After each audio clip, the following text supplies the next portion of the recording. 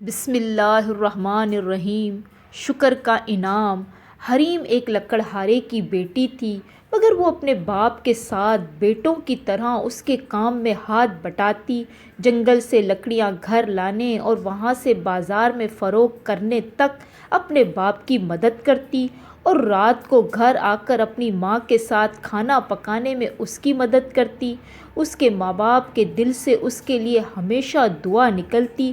اس کے پڑوس میں ایک لڑکی زلیخا رہتی تھی۔ وہ حریم کی دوست تھی، لیکن وہ اپنے ماں اور باپ سے نفرت کرتی تھی۔ گھر میں چھوٹی چھوٹی بات پر ماں باپ سے جھگڑتی رہتی۔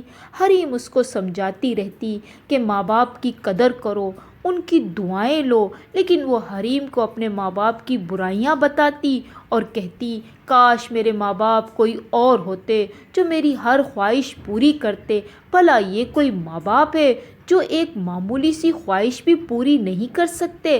حریم اسے سمجھاتی، جو اللہ ہمیں دیتا ہے وہ ہمارے حق میں بہتر ہوتا ہے، لیکن وہ ناشکری سے باز نہ آتی اور اپنے ماں باپ کا دل مسلسل دکھاتی رہتی۔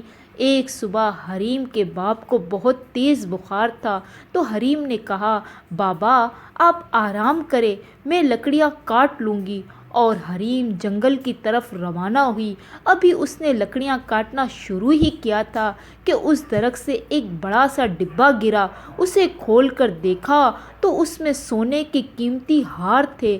حریم اپنے گھر پہنچی اور وہ ڈبہ ماں باپ کو دیا۔ حریم اور اس کے ماں باپ نے اللہ کا بہت شکر ادا کیا اور ان کی زندگی خوشیوں سے بھر گئی۔